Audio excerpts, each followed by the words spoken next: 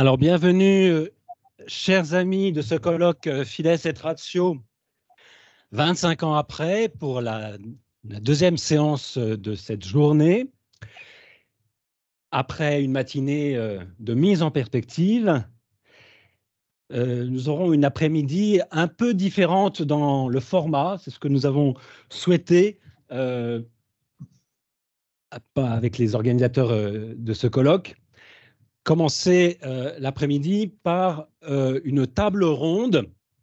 Alors bien sûr, comme à chaque fois, la table ne sera pas ronde, elle sera bien rectangulaire ou carrée. Et puis en plus, autour de cette table, nous aurons quelqu'un qui est très très loin d'ici, à Taïwan. Je le présenterai tout à l'heure. Mais ça n'en restera pas moins dans l'esprit une table ronde avec un aspect peut-être plus spontané et d'apport un peu plus bref, mais qui donneront, je l'espère, lieu à une discussion libre et fournie.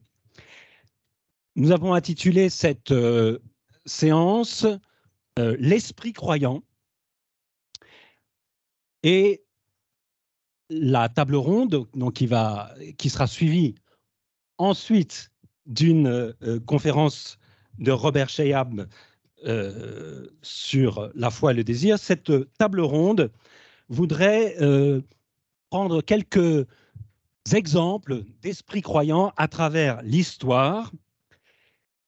Et de même que la table ronde n'est pas ronde, notre histoire ne sera pas chronologique, puisque nous allons commencer trois figures. Dans l'ordre chronologique, c'est Saint Athanase, Saint Anselme de Canterbury, et, ne disons pas encore, le père de Lubac. Eh bien, c'est par le père de Lubac que nous allons commencer, puisque le frère Jean-Damien Chaumette, frère de Saint-Jean, à qui je tourne le dos et je m'en excuse, mais je vais tout de suite me mettre en face, frère de Saint-Jean, qui s'apprête à soutenir une thèse en cotutelle entre les facultés de philosophie de l'Université catholique de Lyon et de Lyon 2 sur Henri de Lubac et l'humanisme athée. Métaphysique dans l'histoire. Donc le frère Jean-Damien est missionnaire à Taïwan et il s'intéresse particulièrement aux questions qui sont liées à la sécularisation, à l'athéisme et à l'annonce de la foi dans les cultures non chrétiennes. Frère Jean-Damien, votre intervention portera sur foi et raison à l'épreuve de l'histoire chez Henri de Lubac. Je laisse la parole immédiatement. Bonsoir à tous de Taipei. Je suis heureux de pouvoir participer malgré la distance et je remercie particulièrement les organisateurs du colloque de m'avoir donné l'occasion de pouvoir partager un peu sur un sujet qui en fait touche de près à ma thèse. Donc voilà, il s'agit effectivement d'aller explorer comment est-ce que la foi et la raison sont mis à l'épreuve dans l'histoire, dans l'œuvre d'Henri de Lubac. Alors Henri de Lubac a écrit un article qui s'intitule « Sur la philosophie chrétienne » en 1936. Et dans cet article, il discute plusieurs positions. Il discute la position d'abord de Maritain. Maritain pour qui la philosophie serait achrétienne en tant que philosophie. Et puis aussi la position de Étienne Gilson, pour qui la philosophie serait influencée par le christianisme, mais aurait conquis son indépendance épistémologique. Et une troisième position encore, celle de Maurice Blondel, pour qui toute philosophie serait une recherche qui manifeste l'attente de la foi. Et Henri de Lubac, après avoir discuté ces trois positions, finalement prend sa distance par rapport à chacune des positions, et il faut le noter, notamment par rapport à la position de Blondel, parce que ce n'est pas de coutume. En général, Lubac est toujours derrière Blondel. Cette fois, il prend une position différente. Et en fait, à la fin de son article, il adopte une autre position qui est celle de Gabriel Marcel. Il l'évoque comme une ouverture finale. Et pour Gabriel Marcel, la philosophie et la théologie se fécondent dans l'histoire. Et cette fécondation réciproque montre la tension de l'homme vers sa destinée. Alors c'est cette position-là que je voudrais essayer de comprendre, chez Henri de Lubac, à travers un peu toute son œuvre. Voilà, tout ce que je vais dire, en fait, sera puisé un peu partout, dans différentes, périodes aussi de son œuvre. En montrant notamment qu'il existe un moment, très particulier, dans ce mouvement historique, qui est ce que Lubac appelle le drame de l'humanisme athée. Alors c'est aussi le titre d'un livre écrit en 1944. Pourquoi c'est important? Parce que, ça manifesterait le cœur, de la tension entre foi et raison. Le christianisme et l'humanisme athée s'affrontent dans l'histoire et mettent en lumière la problématique foi et raison. Et nous nous situons en gros, au terme de cet, affrontement ou au lendemain de cet affrontement. Ça dépend comment on le prend, ça dépend aussi, jusqu'à quel point on veut être précis. Mais ce qui compte pour nous, c'est de se demander, quelle pensée philosophique pouvons-nous adopter au terme de ce grand affrontement entre christianisme et humanisme athée, qui est l'affrontement entre foi et raison. Alors pour bien le comprendre, il faut aller explorer ce que Henri de Lubac appelle le fait du Christ. Le fait du Christ dans l'histoire. Pour Henri Lubac, le christianisme est un événement qui est l'avènement du christianisme est un événement qui est unique et inédit. Alors ça peut paraître évident comme ça, mais ça pose quand même la question de savoir en quoi est-ce que l'apport chrétien est inédit dans l'histoire et quel enjeu ça implique? Pour Henri Lubac et notamment, ça se trouve, tout ça dans, la série Exégèse médiévale, précédée par Histoire et Esprit, donc écrit dans les années 1950-60. Pour lui, en fait, le christianisme apporte, on pourrait dire, une sorte d'épistémé nouvelle, qui a bouleversé les cadres interprétatifs. J'aurais envie de dire une métaphysique nouvelle. Parce qu'il y a quand même un espèce de saut philosophique, un saut métaphysique, une nouvelle manière d'aborder l'être, qui ne se résume pas à une synthèse entre le judaïsme et l'hellénisme. Et dans cette nouvelle synthèse, eh bien, le sujet humain, l'homme, dans son rapport à Dieu, devient le centre. Alors, ce qui est le centre, c'est l'homme, mais c'est pas que l'homme, en fait, c'est l'homme dans son rapport à Dieu. Donc, ce qui est finalement le centre, c'est l'axe du rapport de l'homme à Dieu. Et cet axe, en fait, il devient un point dans le Christ, finalement, puisque l'homme et Dieu sont rassemblés dans le Christ. Et dans cette nouvelle manière d'envisager le monde, dans cette nouvelle manière d'envisager le sens, eh bien, l'homme est mis au défi de reconnaître sa destinée. C'est comme si c'était une métaphysique qui était une herméneutique de l'existence et que Lubac définit selon 3 dimensions. Donc c'est très schématique, mais c'est important, dans l'œuvre de Lubac. Ces 3 dimensions de sens qui sont le sens de l'intériorité, le sens de la collectivité ou de la communauté et le sens de l'histoire.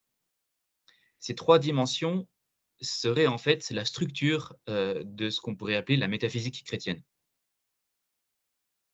Alors Lubac n'emploie pas le mot de métaphysique chrétienne. C'est moi qui interprète en essayant de rassembler un peu, tout ce qu'il cherche à montrer.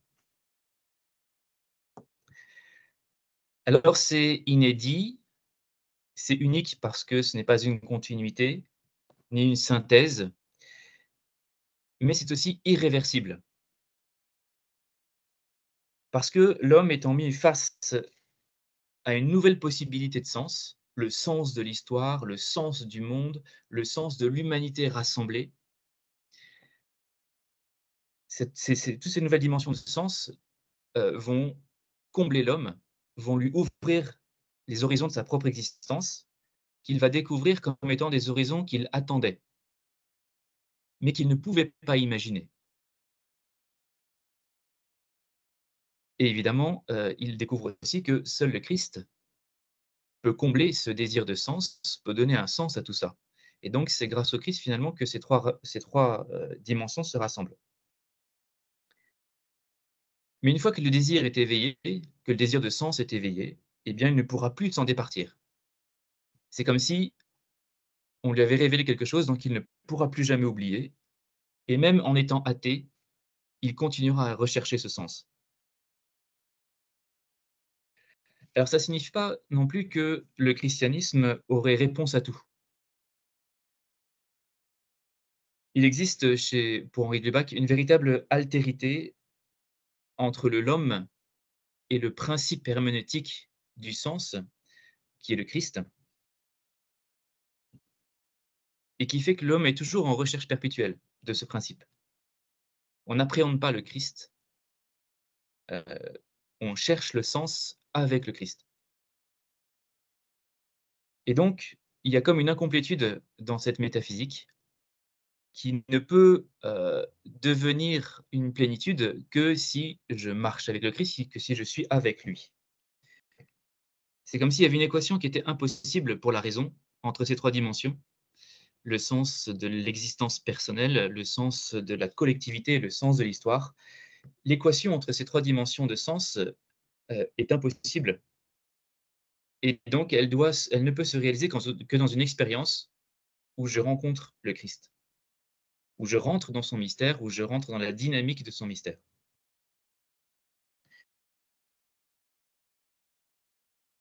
Mais puisque l'équation est impossible pour la raison, il y a donc altérité perpétuelle, mais il y a aussi du coup recherche et progression perpétuelle. Et du coup, la sagesse de l'homme va pouvoir progresser dans l'histoire. En allant vers la réalisation de sens mystérieuse, eh bien, l'humanité progresse en sagesse.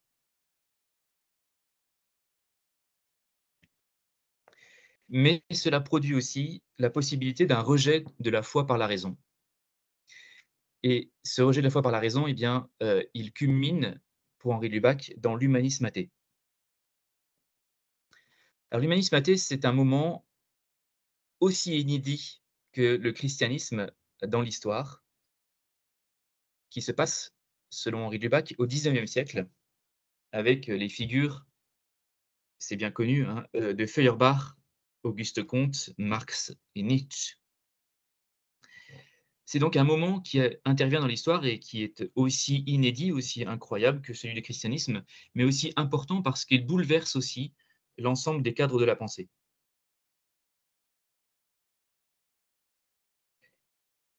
Pour l'humanisme athée, il s'agit de donner le vrai sens de l'idée de Dieu.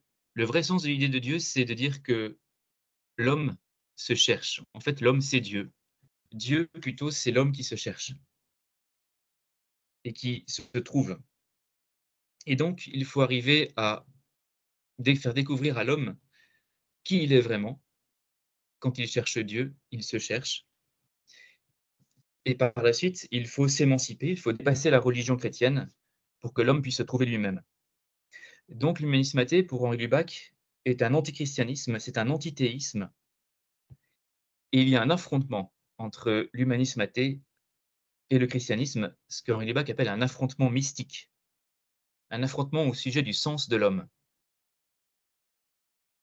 Pour Henri Lubac, c'est un drame. Un drame parce que ça place l'homme face à un choix radical. Ça le met à la racine du questionnement sur sa destinée. Alors il faut bien comprendre d'où vient, cette idée d'Henri de Lubac, quel est le contexte dans lequel il est né, parce que sinon on risque de faire des contresens. Le livre Le drame de l'humanisme athée a été écrit en 1944, c'est-à-dire, en fait, c'est un écrit de guerre, un écrit de combat, où Henri Lubac opère une induction sur les causes du totalitarisme. Et il découvre que ces causes se situent dans l'histoire de la pensée au XIXe siècle, chez ces auteurs qu'il appelle donc les auteurs de l'humanisme athée. L'humanisme a voulu mettre l'homme au centre, a voulu tout l'homme au centre et rien que l'homme, mais sa réalisation concrète et politique, ce sont les événements du totalitarisme qui ont détruit l'homme. L'autre détail biographique pour comprendre son travail sur l'humanisme athée, c'est en fait les tranchées de la Première Guerre mondiale, où là, il a rencontré un monde athée, étranger à la foi. Et il a voulu et cherché à comprendre pourquoi il y avait un fossé entre la religion et la raison. Pourquoi est-ce qu'on en était venu à convaincre les hommes, à chercher à convaincre les hommes que la foi n'est pas simplement une béquille temporaire pour la raison qui serait inachevée. Et puis, il existe surtout un troisième aspect de la biographie de Lubac qui est engagé, c'est toute sa recherche critique sur l'histoire de la théologie. Alors, on peut, en travaillant l'ensemble de son œuvre, on peut dégager 3 grands axes heu, qui montrent une sorte de déclin ou de perversion de la pensée théologique qui conduisent directement à l'humanisme athée. Alors ces 3 points, je vous les donne maintenant. Le premier point, c'est le pire, je dirais, pour Henri Lubac, c'est le problème de l'invention de la nature pure. Lubac, constate qu'au XVIe siècle, la scolastique sépare l'état de nature pure et l'état surnaturel. Invente ce mot de nature pure pour montrer cette séparation et affirme une double finalité à l'homme. Pour Henri Lubac, c'est la catastrophe épistémologique de l'histoire de la pensée occidentale. Pour lui, c'est le vrai renversement historique de la pensée qui a beaucoup plus d'impact que, le mouvement de la Renaissance, des auteurs comme, Pic de la Mirandole, Erasme et les autres. De l'humanisme, justement. Alors que l'humanisme athée se réclame de l'humanisme de la Renaissance, Henri Lubac montre qu'en fait, il dépend beaucoup plus de ce que la scolastique a produit au XVIe siècle avec la nature pure. Il en résulte une substantialisation et donc une fermeture de l'homme sur lui-même, substantialisation du sujet qui n'est plus ouvert à une destinée qui le dépasse. L'homme tombe dans l'immanence, c'est la racine de l'humanisme athée. Et puis, il y a 2 autres aspects du devenir des concepts théologiques. Le premier, c'est la mutation du concept de corpus mysticum au cours du Moyen Âge, entre le 9e et le 13e siècle. Alors je passe parce que ça serait trop long à expliquer, mais en gros, ça a produit une deuxième substantialisation, qui est la substantialisation de la politique, de la dimension politique de l'homme. Substantialisation, sacralisation de la communauté. Ça produit le totalitarisme. Et puis la troisième dérive théologique relevée par Lubac, c'est Joachim de Flore, le joachimisme, qui induit, lui, une substantialisation de l'histoire. Alors, vous constatez donc qu'il y a 3 substantialisations. Substantialisation de, du sujet qui se referme sur lui-même, substantialisation, de la communauté, substantialisation de l'histoire. Et donc on retrouve les 3 dimensions qui fondaient l'équilibre chrétien. L'humanisme athée serait donc une reconstruction de cet équilibre chrétien, de cette équation entre les 3 dimensions, mais une reconstruction dans l'immanence, une reconstruction sans le principe de la foi, une reconstruction que la raison croit pouvoir réaliser sans le Christ. Les dérives de la théologie chrétienne conduisent à l'humanisme athée. Et l'humanisme athée lui-même conduit à la destruction de l'homme conduit à un anti-humanisme. Donc vous remarquez que le jugement de Lubac est massif, qu'il est sans concession, qu'il peut paraître péremptoire, voire apologétique. Et du coup, il a suscité pas mal de questions. Et la question qu'on peut se poser pour aujourd'hui, c'est: mais alors quel avenir pour la raison suite au divorce avec la foi? Vous le savez sans doute, Emmanuel Falk, dans son ouvrage Métamorphose de la finitude, a critiqué la position lubacienne sur l'athéisme.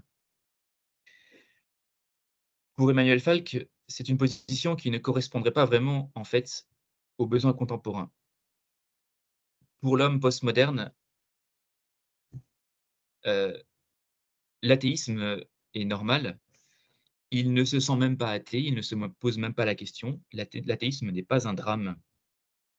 Et je pense que dans la position d'Emmanuel Falk, dans cette critique de Lubac, il y a un malentendu qui est, un malentendu majeur.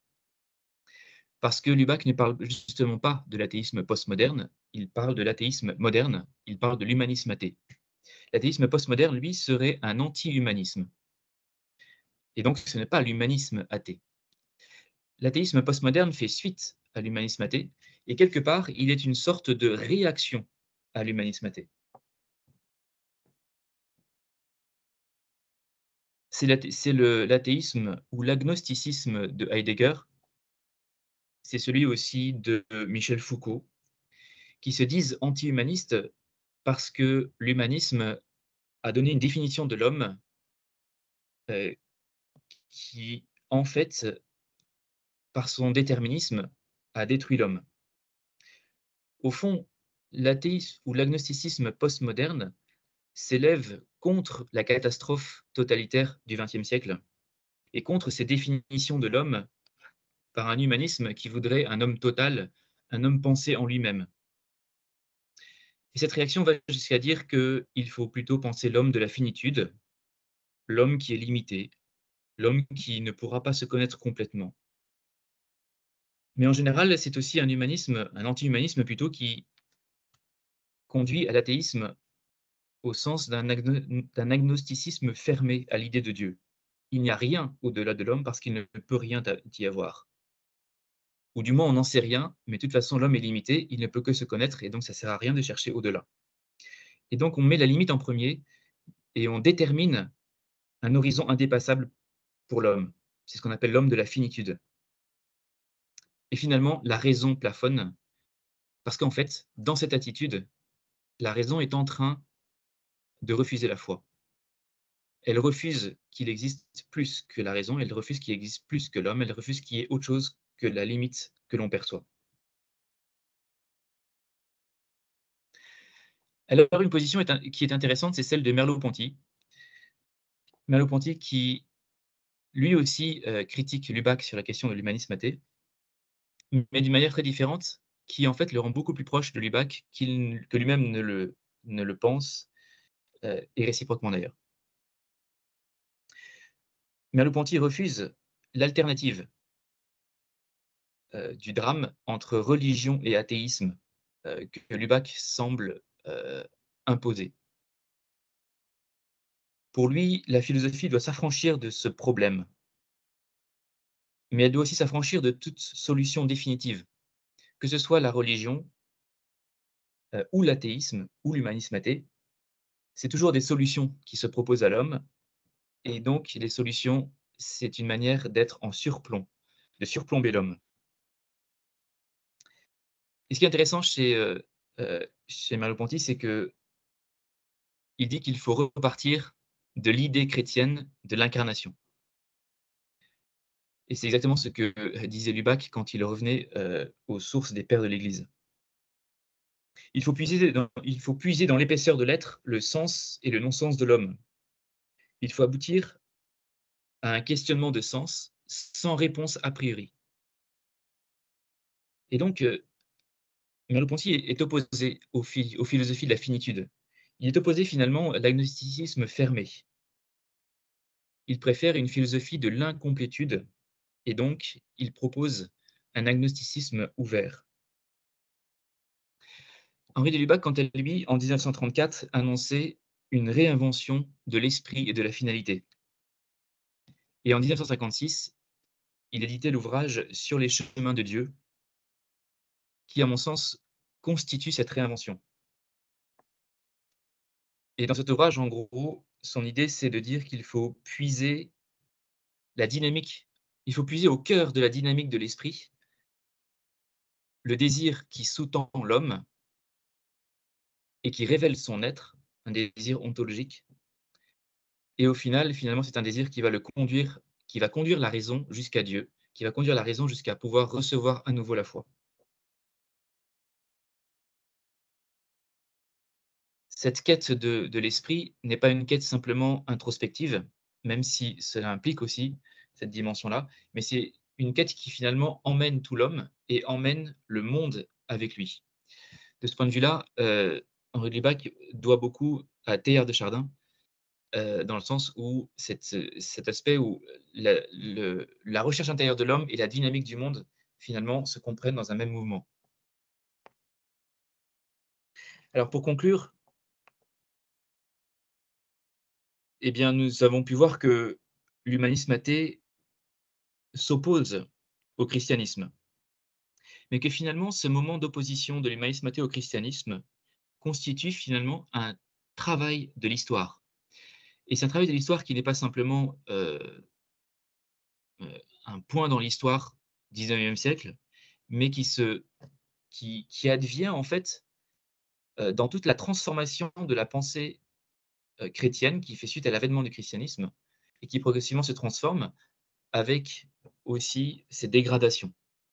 Et finalement, c'est tout un enjeu qui se joue dans l'histoire, un enjeu du rapport entre foi et raison. Le vrai problème, c'est quelle alternative entre la foi et la raison?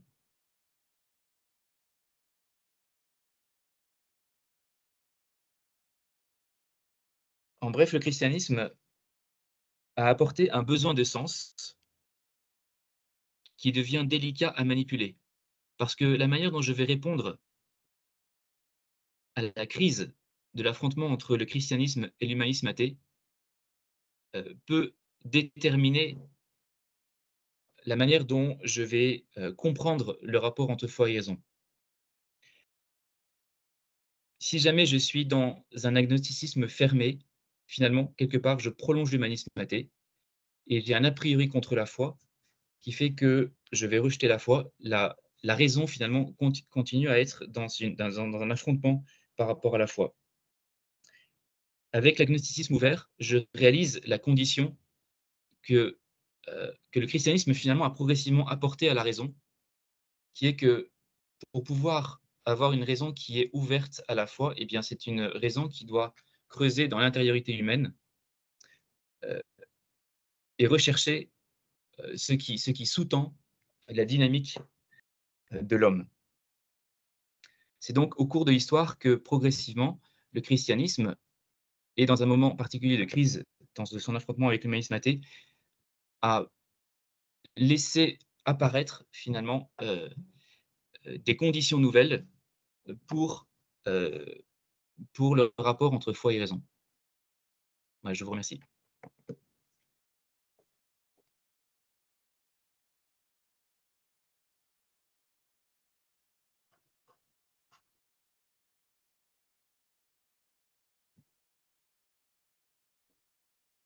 Merci beaucoup, frère Jean-Damien, pour cette traversée de l'œuvre impressionnante du père Henri de Lubac, qui est parfaitement dans le thème de cet après-midi, hein, l'esprit croyant à travers l'histoire. C'est exactement ce que Henri de Lubac a cherché à scruter. Et ça, votre intervention nous permet de comprendre que l'articulation foi et raison n'est pas simplement une sorte de problème notionnel posé une fois pour toutes en christianisme, mais c'est quelque chose qui se joue dans l'histoire et qui met en œuvre même une forme de dramatique, comme vous l'avez très bien souligné. Je pense que les questions, comme je l'ai dit au début, hein, on pourra les faire après l'intervention des deux autres frères pour cette table ronde, qui permettra justement de confronter ces différents points de vue, ces différents types d'esprits croyants. Le père de Lubac nous a mis dans l'histoire jusqu'au XXe siècle, presque début du XXIe siècle, mais il nous permet aussi de remonter. Et donc, nous allons aller maintenant au IVe siècle avec rencontrer saint Athanase d'Alexandrie. Je propose maintenant peut-être que le frère Raphaël aussi se mette à sa place. Et peut-être aussi, s'il le veut bien, dès maintenant, Robert Sheab. Non, peut-être pas, il n'est pas encore là. C'est moi qui me suis mis à sa place, mais oui, mais je pense que c'est mieux.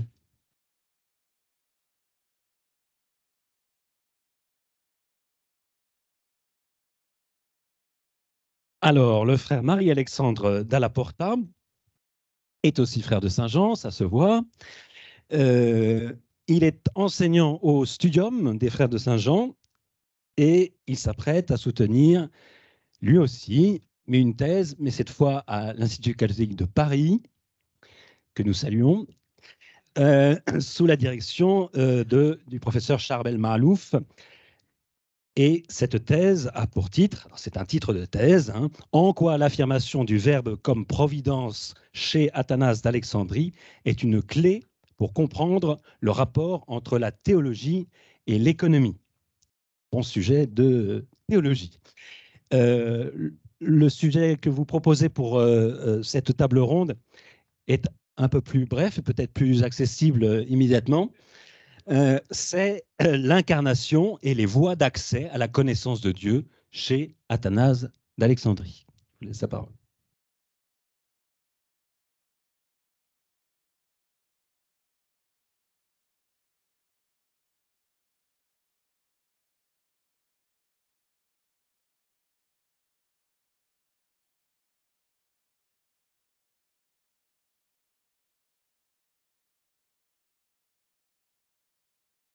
Alors, le titre, c'était le projet de thèse.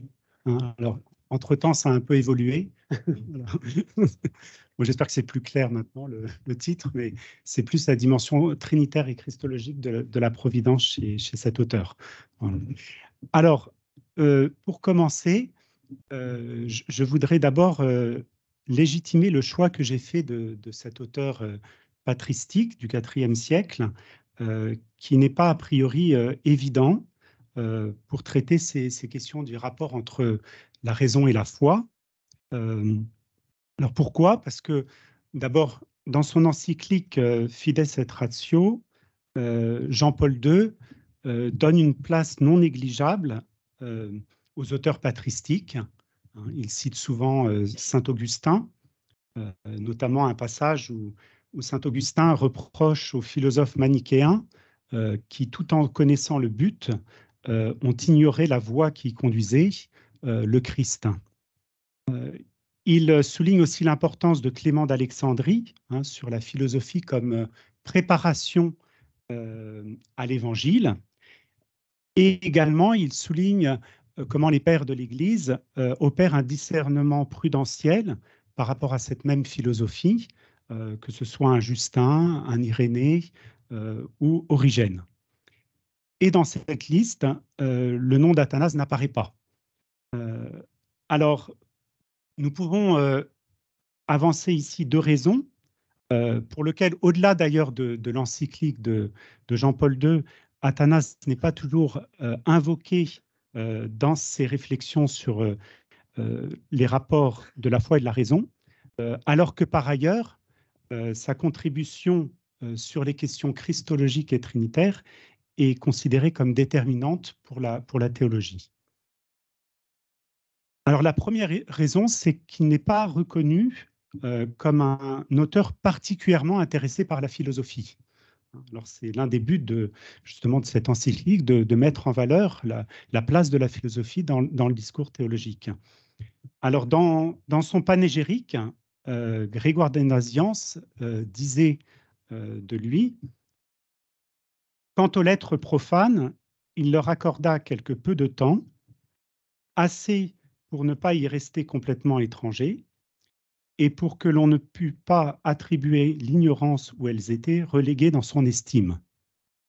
Voilà, bien exprimé, un attrait mesuré, que peuvent connaître parfois sur certains sujets, certains étudiants en théologie, s'y intéresser juste suffisamment pour passer leurs examens. Alors, une autre raison est cette influence de la monastique sur la pensée d'Athanase. Dans sa vie d'Antoine, il raconte comment le saint ermite tient tête aux philosophes païens venus le visiter, affirmant que la foi agissante est première par rapport à la démonstration par raisonnement, et les invitant avec une pointe d'humour à devenir comme lui.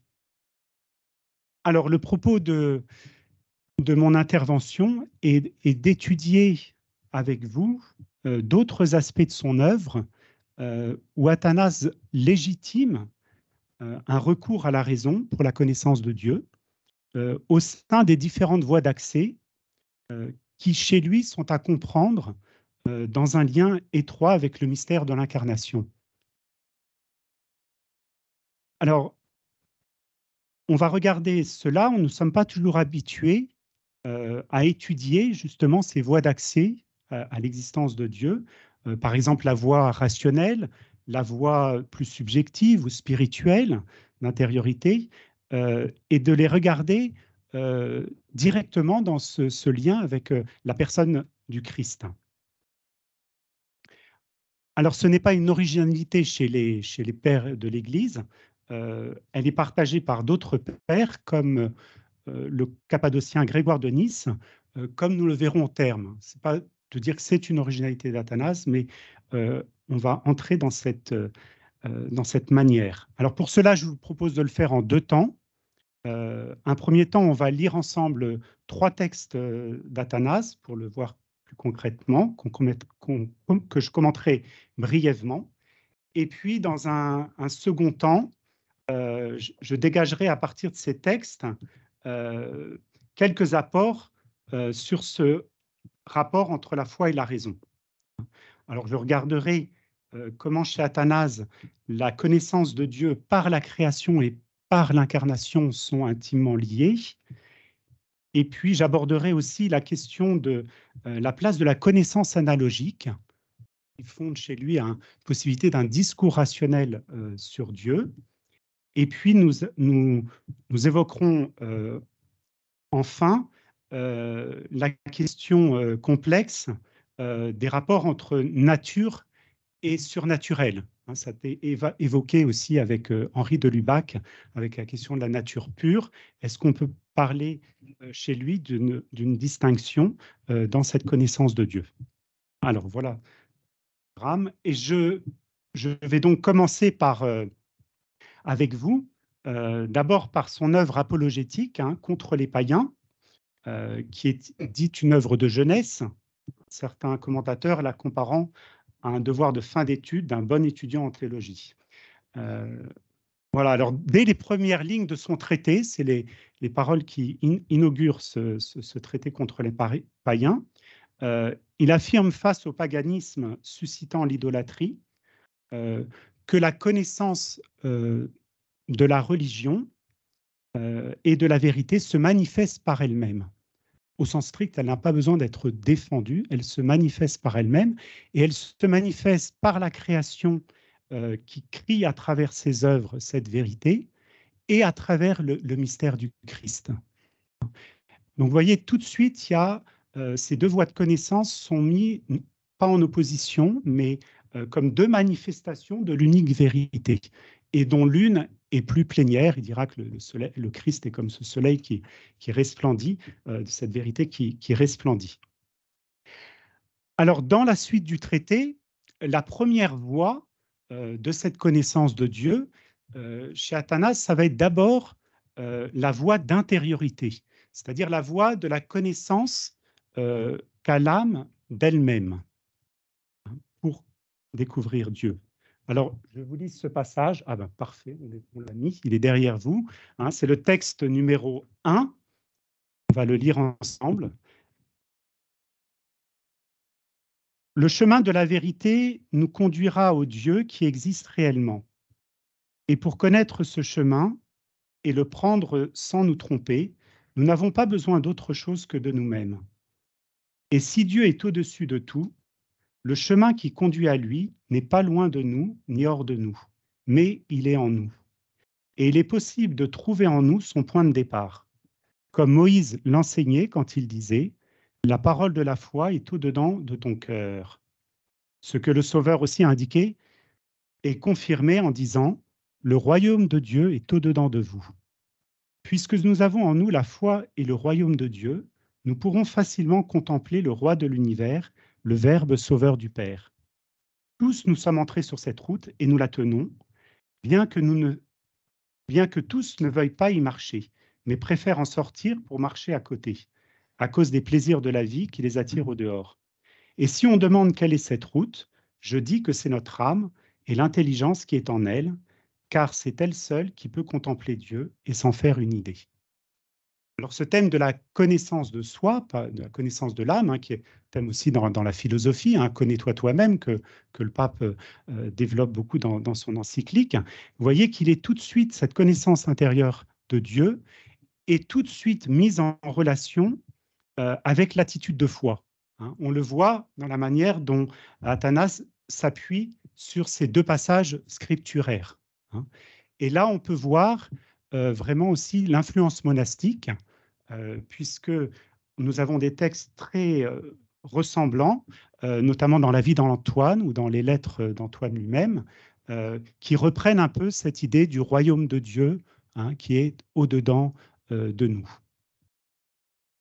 Alors ensuite, Athanas ne va pas rester à cette connaissance simplement intérieure, il va dire qu'il y a aussi une connaissance objective de Dieu, qui pour lui, alors c'est ça qui est intéressant, c'est qu'elle intervient, cette connaissance plus rationnelle, plus objective, elle intervient du fait que l'âme, à cause de ses déficiences, et notamment à cause du péché, est parfois troublée et n'arrive plus à avoir cette connaissance intérieure.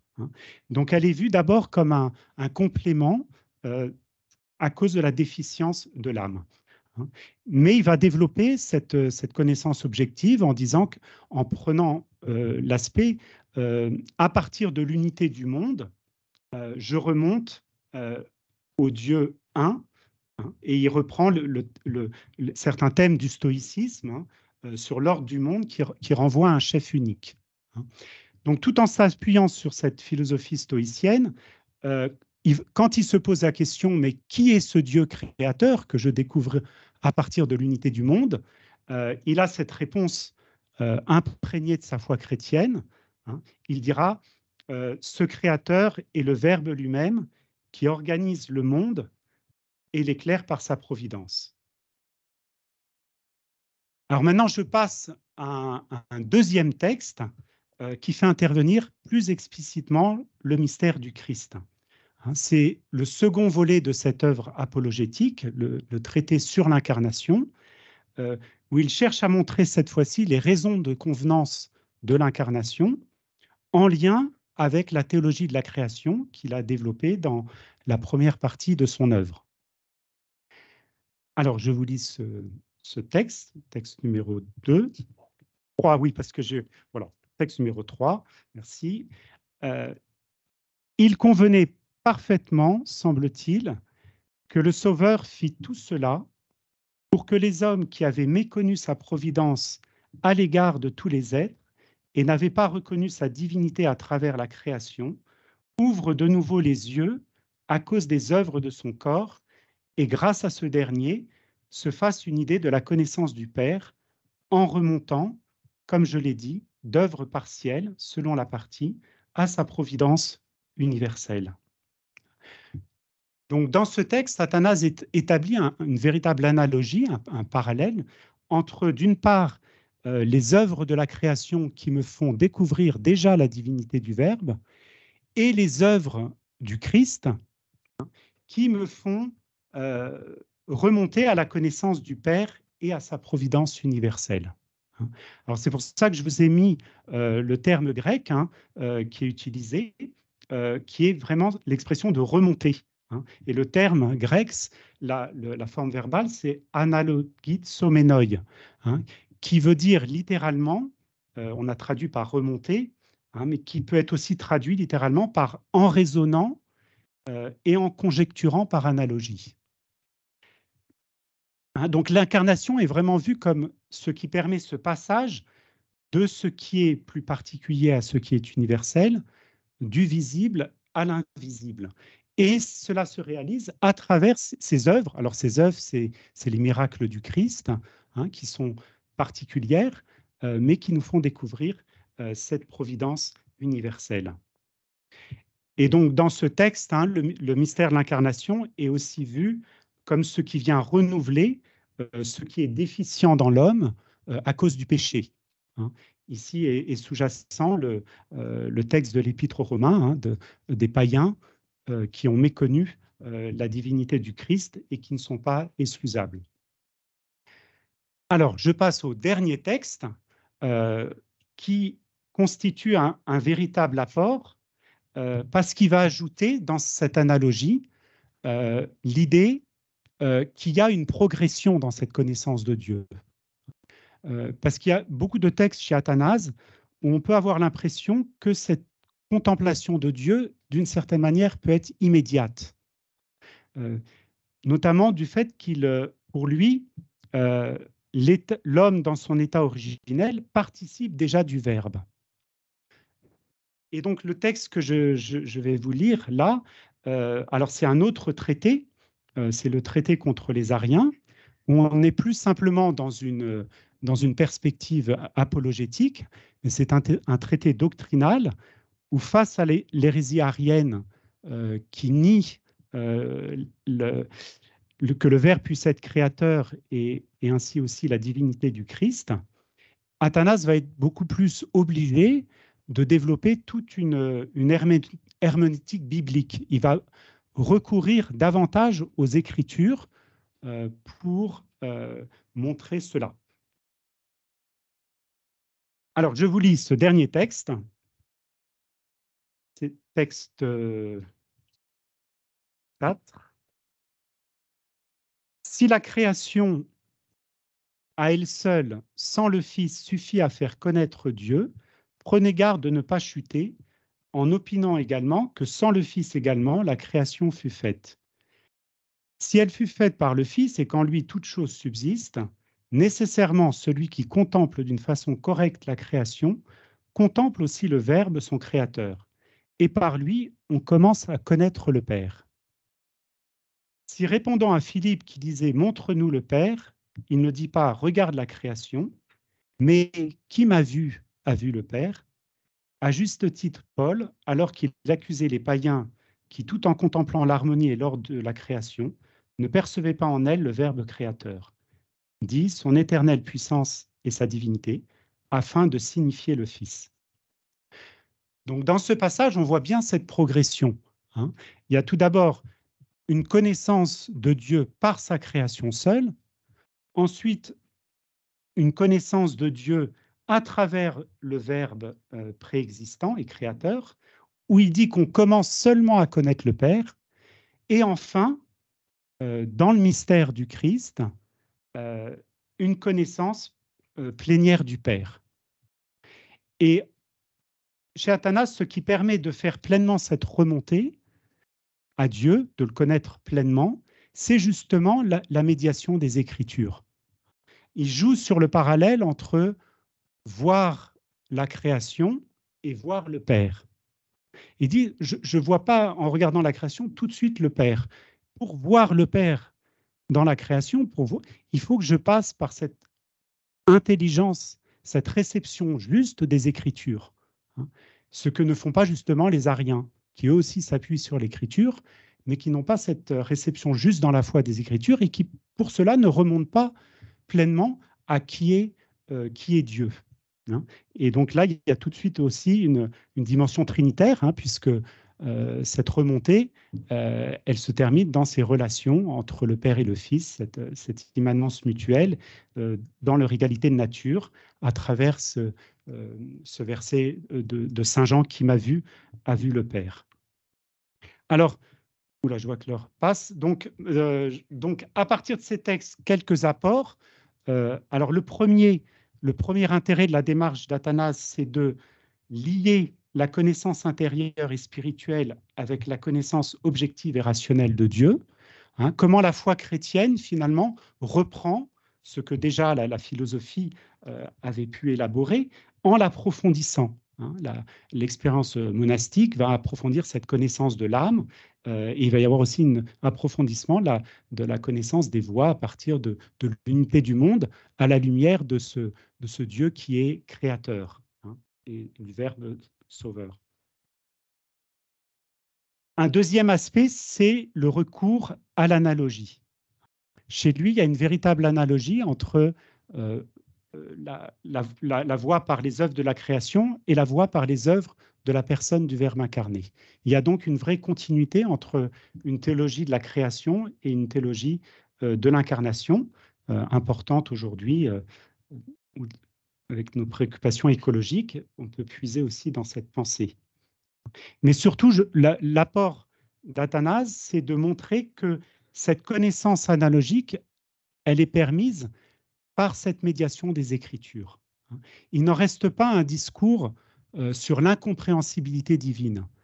Pour lui, il y a une vraie correspondance entre les mots de l'Écriture et les réalités divines qu'elles expriment. Et du coup, ça laisse la place à un discours rationnel qui cherche à cette adéquation de mon discours théologique avec ces réalités divines qui me transcendent, mais vers lesquelles je tends, puisqu'il y a ce lien profond entre ces mots des Écritures et ces réalités. Et puis enfin, le dernier aspect, hein, qui est complexe, sur les rapports entre la nature et le surnaturel. Hein, ce n'est pas des terminologies qu'Athanase qui vont être ultérieures en théologie. Hein, et c'est un lieu aussi difficile de bien préciser, puisque il donne différents sens à ce qu'est la nature. La nature chez lui est ce qui, dès le point de départ, participe au Verbe. Mais la nature, c'est aussi en même temps ce qui est fluent, ce qui est changeant, ce qui est en opposition à l'être divin transcendant. Hein, on peut voir là une influence du platonisme chez Athanase, hein, qui a quand même beaucoup de présupposés philosophiques, même s'il ne se réclame pas toujours de ses auteurs. Et puis la nature, c'est aussi ce qui est, selon la Bible, marqué par le péché. Alors,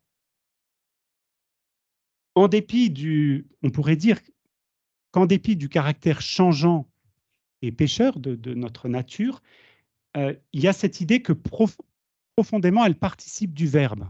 Hein, et elle participe du Verbe dans tous les états dans lesquels elle est. Au point de départ, notre nature pécheresse et notre nature qui vit du mystère du Christ, ça peut peut-être montrer l'unité entre ces différents niveaux de connaissance, parce que radicalement pour lui, notre nature est ce qui participe du Verbe.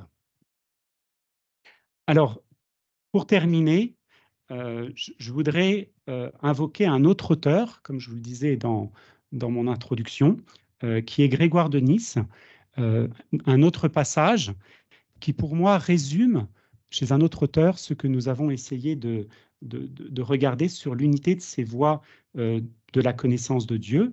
Alors, à la fois, ça résume ce que nous avons vu chez Athanase d'Alexandrie, et en même temps, il apporte un élément nouveau que nous n'avons pas vu dans les textes, c'est le recours au point de vue de la bonté.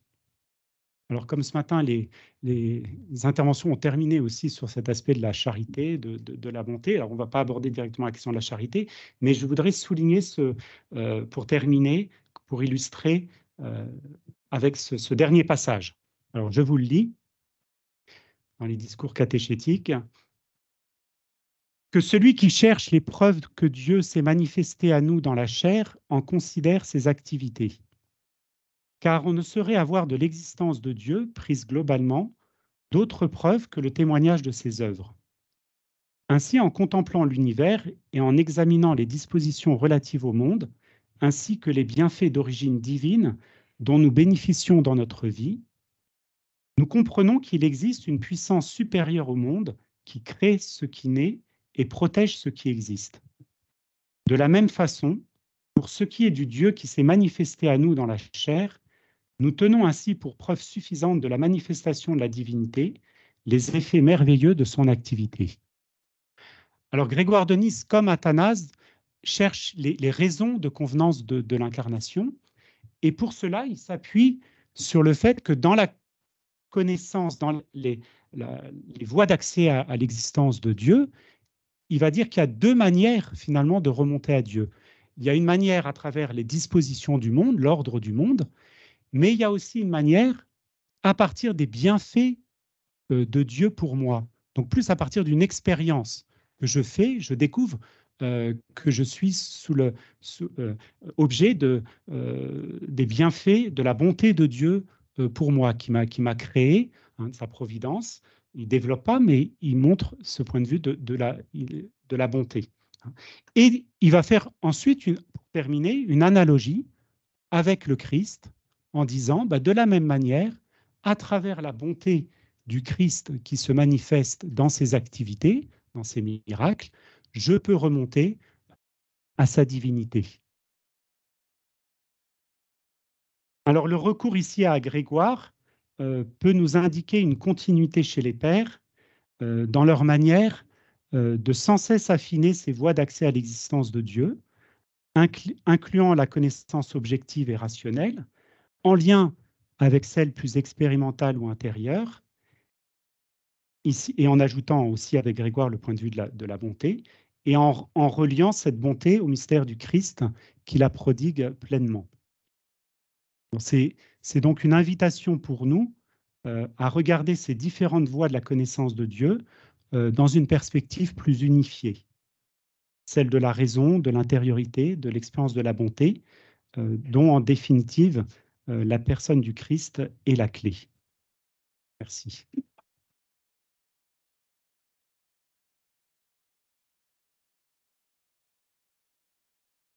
Merci beaucoup, frère Marie-Alexandre. Le frère Jean-Damien avait pratiquement terminé son exposé sur Henri Lubac en parlant du livre Les chemins de Dieu du père de Lubac. Et vous nous avez montré plutôt les chemins vers Dieu qui se trouvent chez Athanase d'Alexandrie, où on a vraiment cette remontée, je crois que c'est le maître mot qu'on peut retenir, remontée, voie d'accès, tout un travail de pensée vers Dieu qui emploie déjà une certaine façon, une façon analogique, donc de recherche de pensée. Je vais tout de suite donner la parole maintenant au frère Raphaël Mestre, qui lui va nous présenter un autre chemin très singulier vers Dieu, un chemin unique pour le coup, en tout cas qui cherchait un argument, une preuve unique, avec obsession. Il s'agit bien sûr de saint Anselme, saint Anselme du Bec ou saint Anselme d'Aoste ou saint Anselme de Canterbury, comme on veut. Le frère Raphaël, un frère de Saint-Jean, je crois que c'est, mais il est étudiant en master de philosophie, ici même, à la faculté de philosophie de l'UCLI. Donc, vous voyez que ce colloque aussi donne la parole à des chercheurs encore sur le chemin, comme nous tous. Hein. Et donc, frère Raphaël, vous nous parlez donc de saint Anselme. Qu'est-ce qui fait la preuve dans le proslogion de saint Anselme? Merci bien. J'ai un tout petit peu plus de chance que frère Marie-Alexandre parce que moi, le Fides et Ratio parle de saint Anselme. L'encyclique loue en saint Anselme, je cite, l'une des intelligences les plus fécondes et les plus significatives de l'histoire de l'humanité. Donc, rien que cela. Donc, s'il y a quelque chose de bête dans ce que je dis, c'est pas Anselme, c'est Raphaël. De ses ouvrages, le Proslogion, qu'il écrit en 1078, est sans doute le plus connu et l'un des plus représentatifs de sa recherche intellectuelle. Ce texte s'est trouvé, dès sa publication, soumis à de multiples interprétations et réfutations du fameux argument unique qui y est présenté. Difficile dès lors de saisir les articulations entre ce qui est de l'ordre de la foi et ce qui est de l'ordre de la raison. Comment un théologien peut-il chercher à prouver Dieu et à le comprendre sans le secours de l'Écriture? Ou alors comment un philosophe peut-il honnêtement prouver un Dieu qu'il reconnaît déjà implicitement comme existant par son acte de foi? Difficile de comprendre la vraie identité de saint Anselme. Si le proslogion fut autant commenté, repris, voire critiqué, c'est, il semble, que son centre de gravité peut être facilement déplacé, entraînant ainsi une sorte de réduction de la pensée ou bien à une méditation théologique qui rendrait caduque l'exercice rationnel, ou à une réflexion rationaliste qui rendrait inutile la foi et la révélation. Je voudrais, par cette brève présentation du proslogion, tenter de dessiner le mouvement de pensée du texte afin d'en dégager ses angles saillants. Saint Anselme, après son monologion, cherche en lui-même un argument qui, je cite le préambule du proslogion, pour être probant n'eut besoin d'aucun autre que lui, et qui, à lui tout seul, suffit à garantir que Dieu est vraiment et tout ce que nous croyons de la substance divine. Anselme veut donc trouver un argument unique qui prouve l'existence de Dieu et tout ce qui est cru de lui. Mais cet objectif se place à l'intérieur d'une quête plus grande. Les circonstances de la recherche et de la découverte de cette preuve sont d'ailleurs éloquents, tel que le relate son biographe Idmer. Anselme cherchait désespérément un seul et bref argument qui prouverait ce que l'on dit de Dieu dans la foi. Là, je vais citer la vie de saint Anselme selon Idmer. Or, voici qu'une nuit, pendant les vigiles nocturnes, la grâce de Dieu brilla dans son cœur. La chose fut évidente à son intellect et remplit tout son être intérieur d'une joie et d'une jubilation immense. Il ne s'agit donc pas pour Anselme de se couper de la foi pour intelliger librement sur l'essence divine, ni même d'ailleurs consolider une foi vacillante par un étayage rationnel. Le proslogion est écrit pour celui qui s'efforce d'élever son esprit pour contempler Dieu et cherche à comprendre ce qu'il croit, selon qu'Anselme le dit, selon ce qu'Anselme dit dans le préambule. C'est le sens du titre initial de l'œuvre, la foi cherchant l'intelligence. Compréhension et contemplation de Dieu sont les deux fins que la recherche se fixe. L'intelligence veut comprendre rationnellement ce qu'elle connaît déjà par la foi d'une certaine manière, en suivant le précepte augustinien du croire pour comprendre. Anselme ne veut donc pas pénétrer la hauteur inaccessible de Dieu, mais en comprendre quelque peu la vérité que croit et aime son cœur. Le croyant veut aussi contempler Dieu par son intelligence, autant qu'il lui est permis ici-bas, et se réjouir de sa présence. Sa prière se traduit d'une manière concrète par cette demande.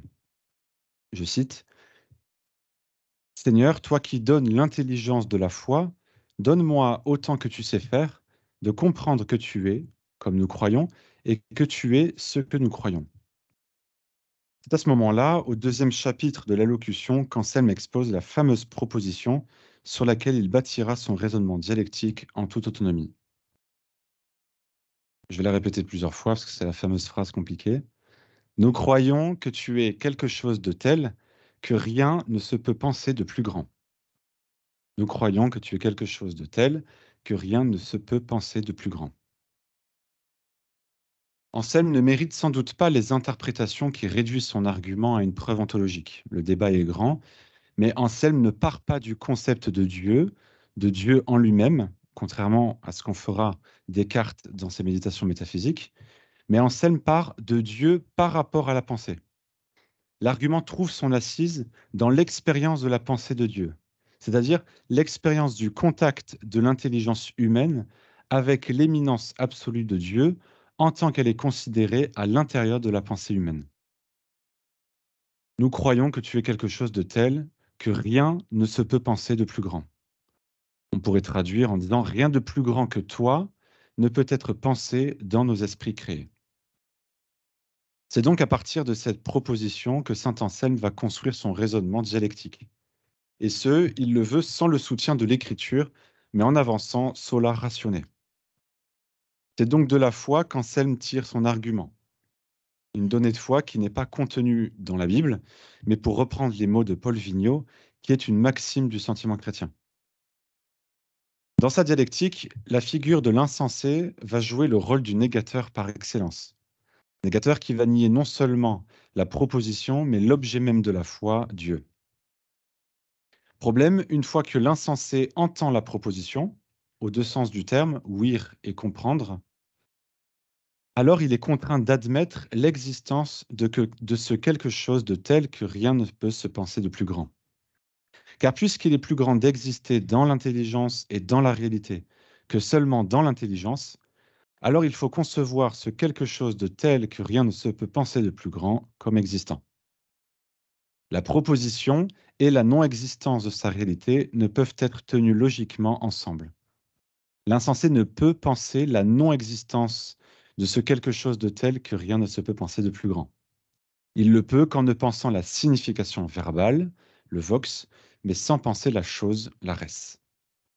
Bernard Sèvres dira, dans son livre La question philosophique de l'existence de Dieu, en d'autres termes, on peut dire que Dieu n'existe pas, mais on ne peut pas vraiment le penser. À partir de là, saint Anselme prolongera son effort rationnel en suivant une sorte de mécanique. Les conséquences sont tirées les unes après les autres depuis l'argument et permettent à l'intelligence de comprendre des éléments concernant Dieu. Cette partie-là, c'est à peu près le chapitre 2 à 13 dans le livre. C'est ici, au seuil du chapitre 14, que la plupart de nos commentaires s'arrêtent. La preuve est circonscrite au chapitre 2 à 4 et elle est plus ou moins réfutée, débattue ou défendue. L'examen en vaut évidemment la peine et il est très éclairant. Il y a beaucoup à dire et beaucoup plus que ce que je viens de faire ici. Mais un problème se pose.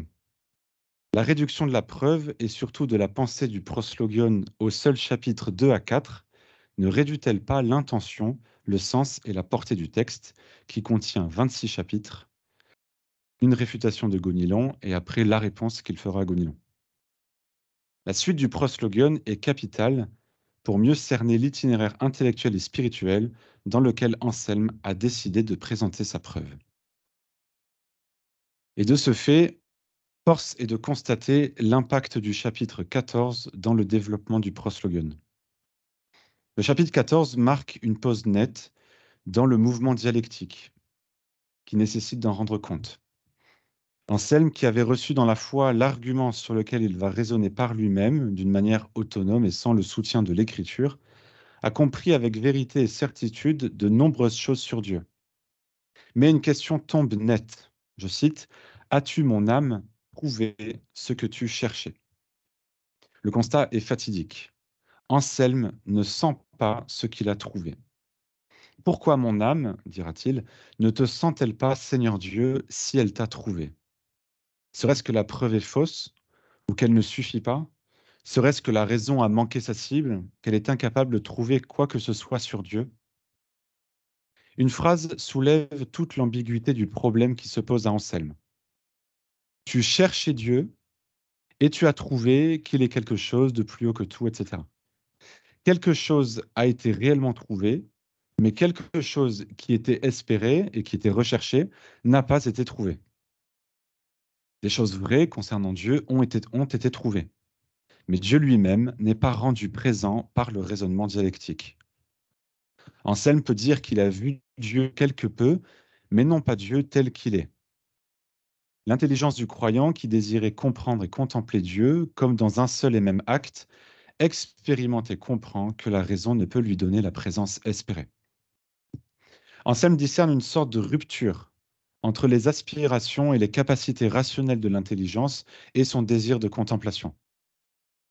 À la suite de Lubac, nous pourrions peut-être y voir comme une découverte concrète de la double fonction de l'intelligence. Lubac parle de fonction apologétique et rationnelle, et d'autre part d'une fonction contemplative et mystique, dans son article sur saint Anselme. L'originalité d'Anselme est sans doute de ne disqualifier ni l'effort rationnel au nom d'une foi pure et déconnectée, ni le désir mystique et contemplatif au nom d'un rationalisme autarcique. Les deux projets qu'il se fixait, comprendre Dieu et contempler Dieu, s'ils étaient unis dans leur aspiration initiale, dans l'intention de se rapprocher de Dieu, semblent se reconnaître, je cite encore Lubac, disjoints dans l'exécution. Aussi, il faut reconnaître que l'intelligence a réellement trouvé et compris quelque chose de Dieu. Anselme en a éprouvé de la joie et de la satisfaction et en a même exprimé sa gratitude.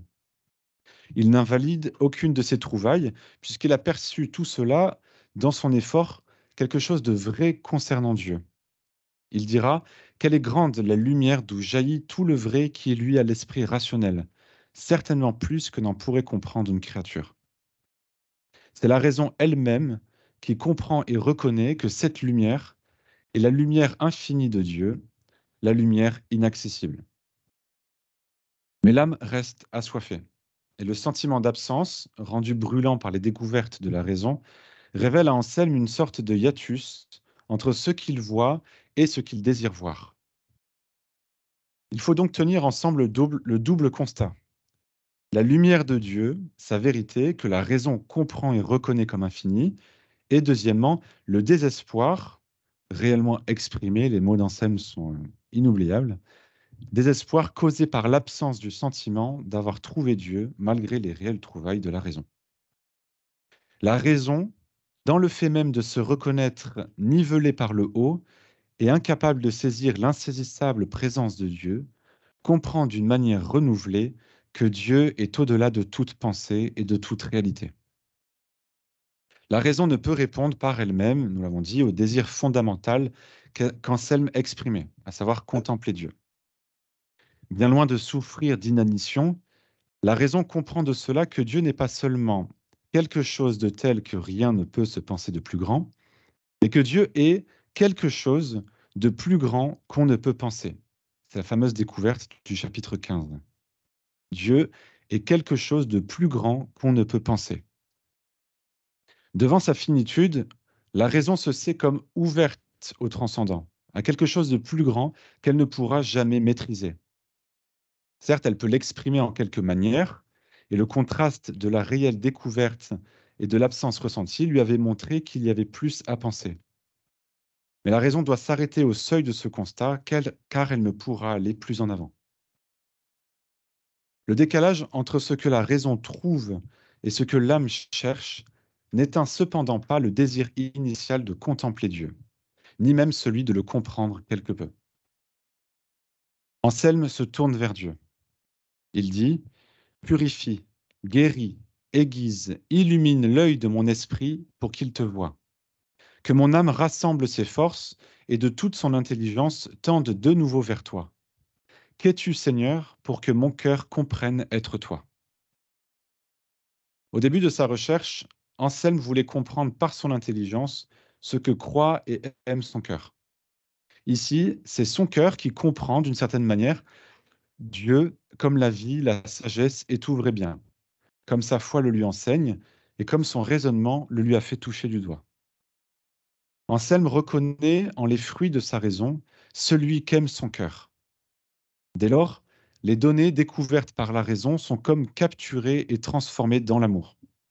Amour dans lequel Anselme reconnaît que Dieu est non seulement tel que rien de plus grand ne se peut penser, non seulement que Dieu est plus grand qu'on ne peut penser, comme il l'avait très justement découvert, mais aussi que Dieu est le souverain bien, le bien dont tout bien est issu et dont tous ont besoin pour être.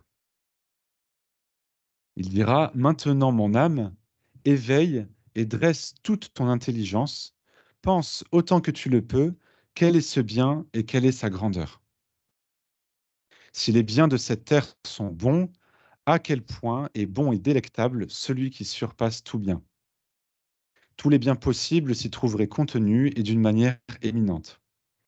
Et que dire de celui qui partagerait cette joie immense? Peut-on saisir la grandeur de cette joie et de cette béatitude? Anselme médite et reconnaît en cette joie une joie plus grande qui ne peut se penser, une joie infinie, et dans la délectation de cette joie, une délectation infinie. C'est la méditation de cette joie en plénitude qui ne peut être que la joie du souverain bien, la joie de Dieu.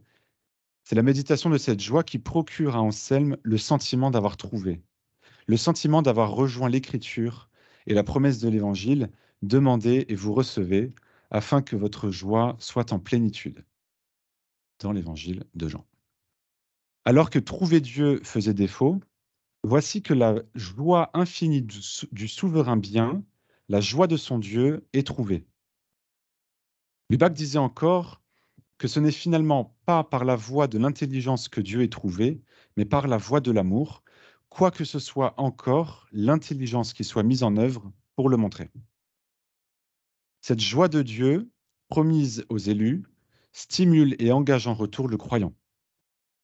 Si la connaissance, l'amour et la joie de Dieu peuvent être présents en espérance ici-bas, combien plus le seront-ils dans la lumière divine?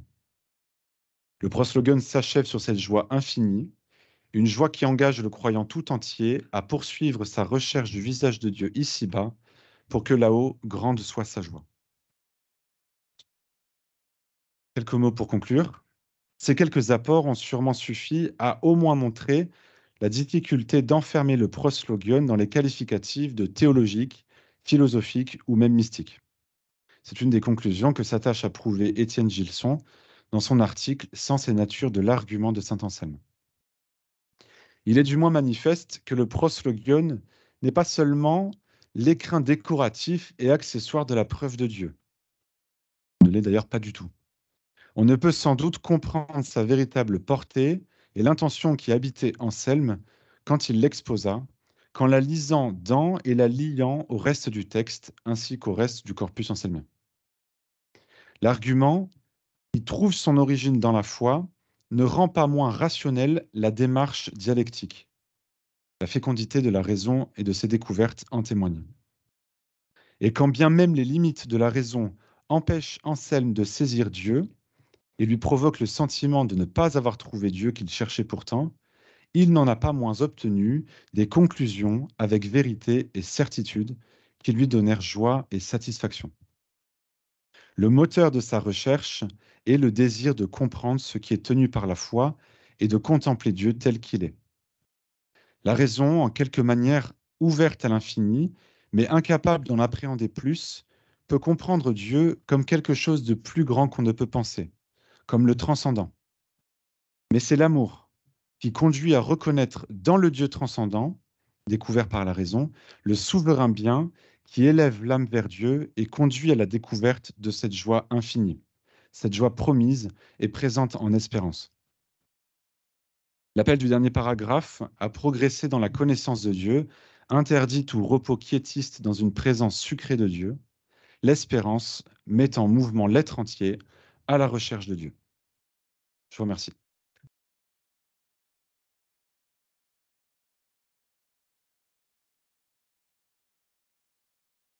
Merci beaucoup, frère Raphaël.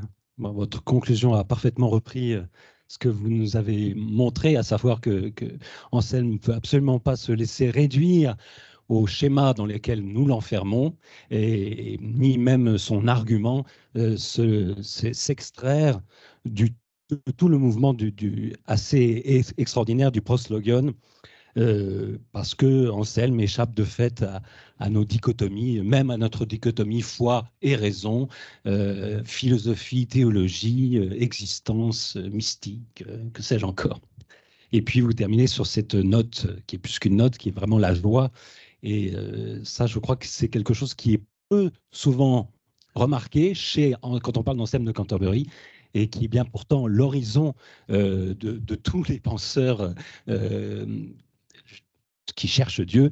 C'est bien sûr cette joie et cette béatitude promise et déjà goûtée dans la foi et le travail de l'intelligence. Alors, nous avons une petite demi-heure, une bonne demi-heure, disons, pour organiser cette discussion de table ronde. Alors, c'est un petit peu, je pense que le frère Jean Damien il est avec nous.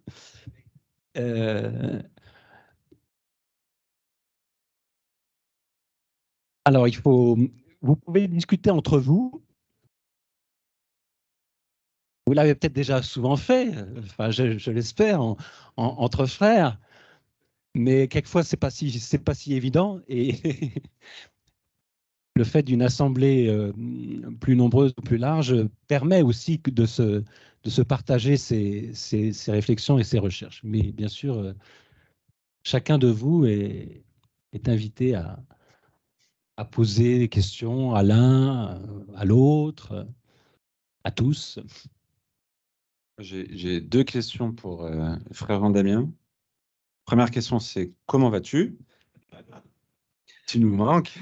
Et deuxième question, c'est à la fin de ton intervention, tu as parlé d'un agnosticisme ouvert. Est-ce qu'on pourrait dire que historiquement, ce serait l'état de l'homme avant la révélation? C'est tout. Alors, je vais bien, merci.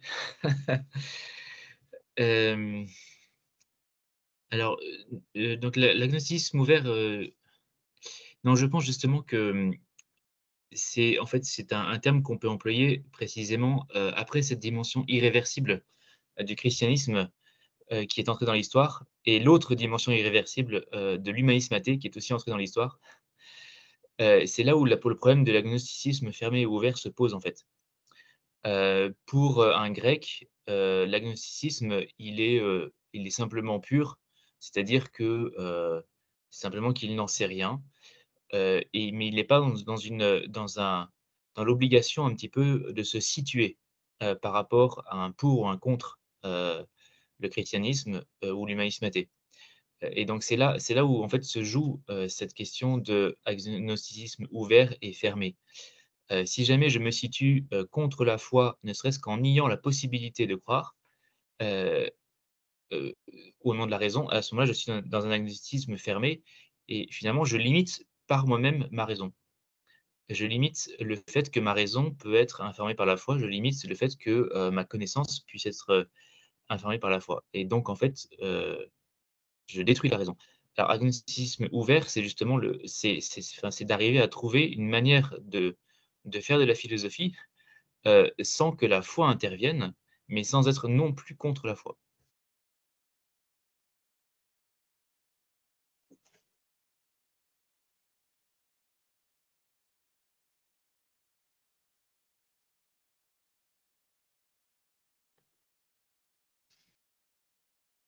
C'est peut-être plus une remarque qu'une question, mais c'est peut-être une remarque qui permettrait des échanges ultérieurs.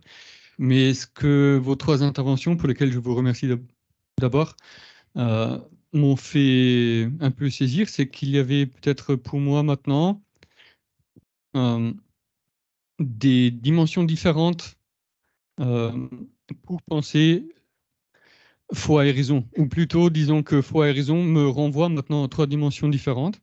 D'abord, la question de la quête du sens, c'est l'exposé des frères Jean Damien qui nous disait, voilà, le christianisme apporte un sens et donc apporte aussi une quête de sens peut-être par la suite, une fois qu'on a plus ce sens chrétien-là. Après, cette question foi et raison me renvoie à une question de connaissance, et ça, c'était frère Marie-Alexandre, quand à un moment donné, il nous disait que, par exemple, la foi approfondit ce que la philosophie a déjà élaboré, et tu as donné l'exemple de la connaissance de l'âme. Effectivement, j'imagine que Athanase, père de l'Église, il connaît son âme différemment qu'un seul philosophe. Et finalement, dans l'exposé de frère Raphaël, ce que je trouvais très intéressant, quand Anselme se montre un peu déçu de ce qu'il a pu toucher, alors que ça reste vrai quand même, on sent un peu qu'il a trouvé un discours sur Dieu, mais peut-être que ce qu'il attendait plus, c'était le dialogue avec Dieu. C'était plus peut-être la dimension de la rencontre, j'ai presque l'impression. Et peut-être que là, il y a même encore plus de joie que d'en dire des choses sur lui. Et donc voilà, je trouvais ça très stimulant pour 3 interventions, pour me faire toucher ces 3 dimensions du rapport foi-raison. Merci.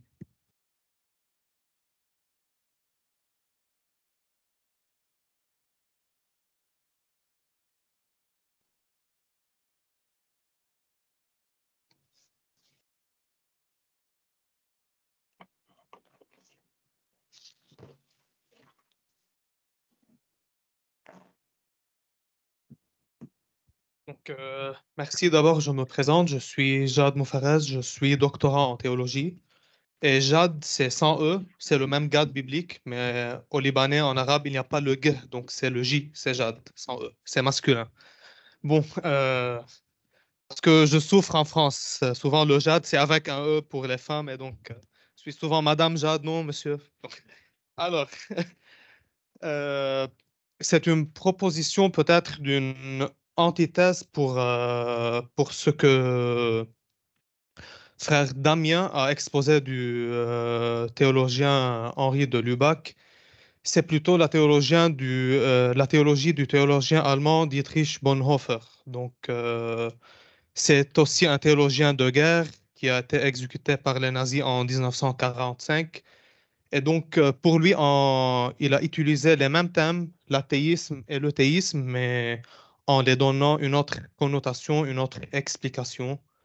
Pour Bonhoeffer, il parle du théisme d'une manière péjorative. Pour lui, c'est le dieu de la philosophie, le dieu métaphysique, ex machina, bouche-trou, euh, qui, qui, euh, qui est responsable de tout et qui a les solutions pour tous les problèmes, alors que l'athéisme ou le christianisme athée qu'il propose, euh, c'est ce que Jésus ou ce que le Christ a fait sur la croix. Donc, c'est une révélation d'un Dieu qui souffre, d'un Dieu qui est souffrant, qui est immanent, qui nous révèle que l'homme contemporain est autonome dans le sens que l'athéisme reflète un christianisme où l'homme est devant Dieu mais sans Dieu. Donc dans le sens que l'homme est responsable et il a une certaine responsabilité. Et sa théologie a affecté la théologie allemande protestante, celle de Jungel, de Moltmann et beaucoup d'autres. Et donc c'est pour cela, pour lui, un christianisme athée ou un christianisme religieux est une réponse à l'homme contemporain qui était en crise ou en guerre, et c'était au cours de la Deuxième Guerre mondiale. Et donc, parce que pour lui, c'est un christianisme lié à un Dieu qui souffre, et pour lui, seul le Dieu souffrant peut être au secours. Et donc, je ne sais pas si ça peut être une antithèse à Lubac pour amener une certaine synthèse, mais ce sont les mêmes termes, l'art religieux, l'athéisme, le théisme, mais d'une manière peut-être plus positive que Bonhoeffer nous a proposé. Merci, frère Damien. Oui, merci. Alors, effectivement, à mon avis, il faut sans doute travailler en profondeur sur ces questions de termes et d'appellations, parce que parler d'un christianisme art religieux, ça pourrait vouloir dire un christianisme qui détruit l'idole de l'idée de Dieu. Et ça, Lubac serait d'accord, détruire nos idoles que nous avons sur Dieu, qui sont nos idées en fait. Après, il ne faudrait pas tomber sur l'idée d'un christianisme qui effacerait en fait la présence de Dieu sous prétexte de vouloir en effacer une idée qui ne resterait qu'une idole. Le concept de Dieu est toujours une idole, mais par contre, la réalité de Dieu est toujours quelque chose vers lequel on tend. Et donc, il y aura toujours une espèce de... donc, Lubac travaillait beaucoup là-dessus, hein, notamment dans l'ouvrage sur les chemins de Dieu, sur cette dialectique entre l'idée de Dieu et la présence de Dieu et la réalité de Dieu. Et pour lui, l'idée de Dieu, même si jamais elle doit être purifiée parce qu'elle a toujours une dimension idolâtrique qui peut poindre quelque part, il n'empêche qu'elle elle habite le cœur de l'homme et elle correspond à du réel. Donc, je ne connais pas assez bien Dietrich Bonhoeffer, mais en tout cas, du point de vue de Lubac, Lubac se bat contre ceux qui veulent, qui croient pouvoir effacer tout concept de Dieu finalement, et toute pensée de Dieu, sous prétexte qu'en fait, elle n'atteindrait jamais Dieu, et donc elle serait forcément fausse. Pour lui, c'est pas le cas. Et je trouve que d'ailleurs, ça rejoint un peu comment dire, le point de vue d'Anselme. Pouvoir penser quelque chose de plus grand que mon intelligence, c'est déjà pouvoir penser quelque chose, mais sans le penser vraiment en soi, mais en même temps en le pensant quand même. Il y a quelque chose où en fait Lubac est très proche d'Anselme en fait. Se laisser dépasser par l'intelligence, mais sans non plus nier ce que l'intelligence peut dire.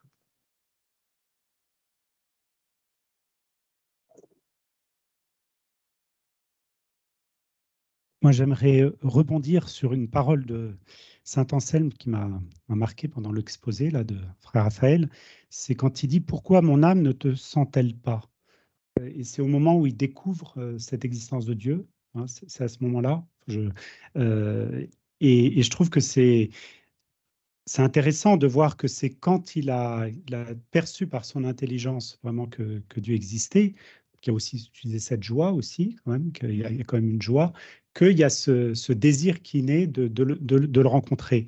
Et juste un peu comme j'ai rencontré une fois quelqu'un qui était agnostique et qui venait à nos sessions, on appelle le parcours Sophia, où on fait des formations philosophiques, et il assistait à une session sur la théologie naturelle.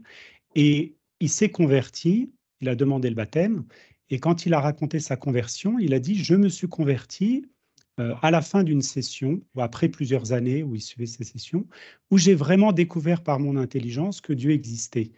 Et cette découverte, elle m'a mis face à un vide parce qu'elle ne me satisfaisait pas. Moi qui cherchais finalement cette preuve de l'existence de Dieu, au moment où je l'ai découvert, j'étais comme dans un vide qui a suscité en moi finalement le déclic vers le baptême.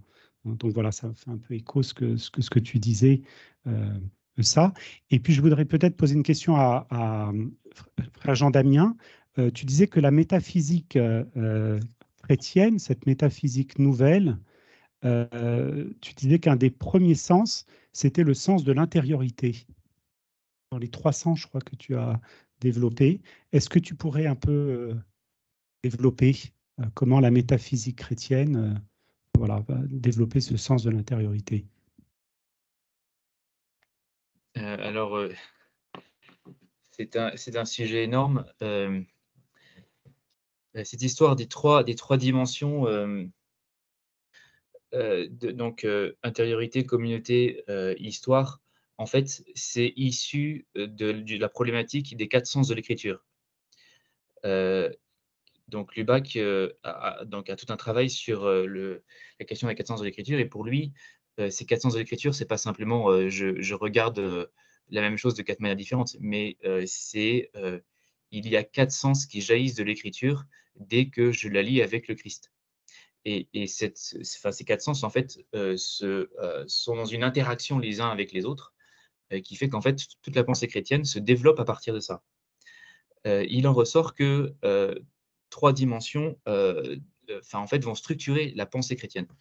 Ces 3 dimensions, c'est donc la question de l'intériorité, c'est-à-dire en fait, toute la question de la mise en valeur de l'individu, de l'esprit en tant qu'être libre, en tant qu'être qui vit comment dire, une espèce d'élan anagogique vers Dieu. Voilà, sachant que cet élan anagogique, il n'est jamais que du bas vers le haut, vers Dieu, il est aussi dans l'histoire, donc il est aussi horizontal, il va vers la perspective eschatologique. Il faut arriver à maintenir les 2 dimensions, donc un élan intérieur qui va vers la fin de l'histoire, et un élan intérieur qui va vers Dieu et qui rencontre Dieu. Voilà, donc ça c'est vraiment pour parler de manière très simple, c'est ce que pourrait signifier cette idée d'intériorité. Voilà. Alors pour l'humanisme athée, donc le miroir de la dimension de l'intériorité dans l'humanisme athée, c'est toute la philosophie de Nietzsche.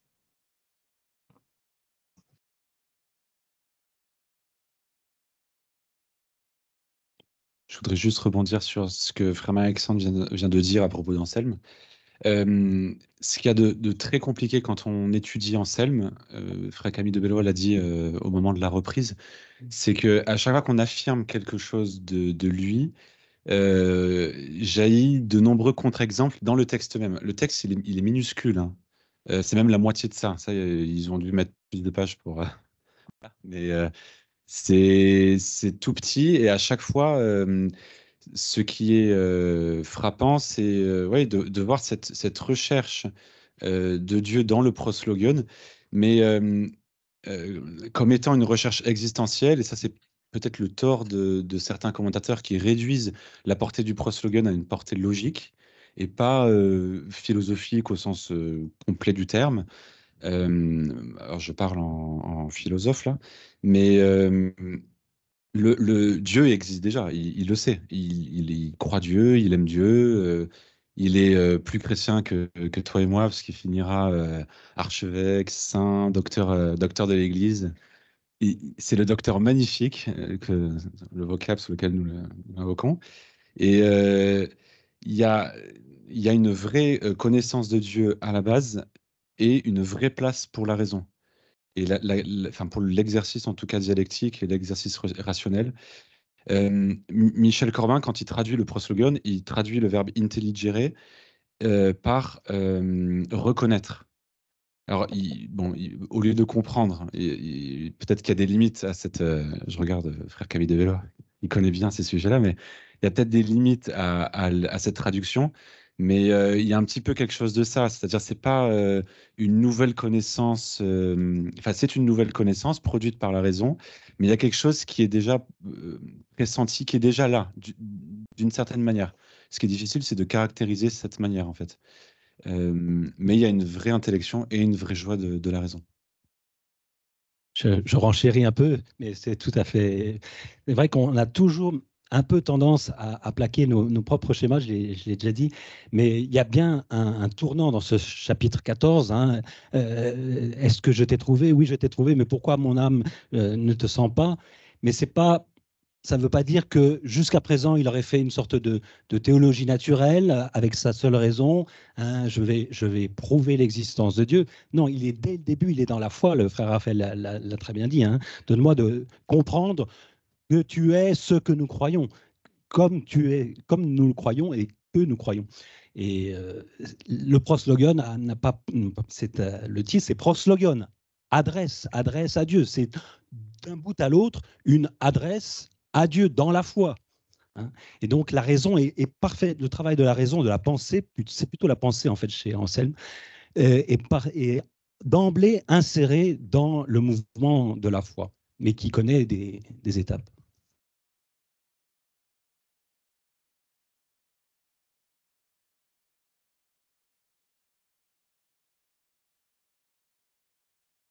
Alors sur Henri de Lubac, je me suis un petit peu étonné de ne pas prouver, que vous ne donniez pas un sens finalement cosmologique ou un sens de l'ordre du monde. Et c'est vrai qu'en pensant, alors j'ai pas lu l'entièreté de l'œuvre de Lubac, mais je vois pas d'œuvre majeure qui parle du rapport de l'homme avec cet ordre du monde, chose dont on a parlé un petit peu chez Athanase, avec cette création finalement qui nous mène à Dieu. Alors, est-ce que chez Lubac, on pourrait le rapporter au sens historique? Vous en avez un petit peu parlé en faisant un mot sur les chemins de Dieu, où Lubac est inspiré par Teilhard de Chardin, et donc cette recherche intérieure de l'homme et cette dynamique du monde qui va dans le même sens. Est-ce que vous pourriez un petit peu préciser cela, s'il vous plaît? Oui, alors effectivement, le père de Lubac ne s'attache pas à beaucoup développer la dimension cosmologique. Alors, elle se trouve donc dans le passage là qu'on vient de rappeler. Donc, ça montre qu'en tout cas, il l'a intégré dans son texte sur sur la question de Dieu, sur la preuve de Dieu. Et ça se trouve aussi dans tous les travaux qu'il a fait sur Teilhard de Chardin. C'est-à-dire qu'en fait, il a écrit plusieurs volumes sur Teilhard de Chardin. Et donc, quelque part, il a laissé la parole à Teilhard de Chardin sur cette question de la cosmologie. Voilà. Après, Lubac n'écrit jamais tout seul. C'est très rare les livres où il produit sa propre théorie. Et donc, en fait, il va reprendre ce que disent les autres, et c'est là-dedans qu'il faut chercher les dimensions cosmologiques. Alors, notamment, on trouve ça dans ses commentaires des Pères de l'Église. On trouve ça aussi dans par exemple, son commentaire sur Pic de la Mirandole. Et dans Pic de la Mirandole, il dit, voilà, ce qui m'intéresse, oui, c'est la dimension, comment dire, c'est important de voir ce qu'il y a autour de l'homme, mais ça peut se dire de deux manières différentes. Ça peut se dire du point de vue cosmologique, et ça peut se dire du point de vue de la communauté humaine. Donc, ce qui l'intéresse, c'est plus l'aspect élargissement. Et pour lui, c'est plus important de voir ça du point de vue de l'élargissement de la communauté humaine, mais ce qui n'exclut pas la dimension cosmologique. C'est simplement que ça semble moins l'intéresser et il est sans doute moins compétent et donc il n'ose pas trop en parler.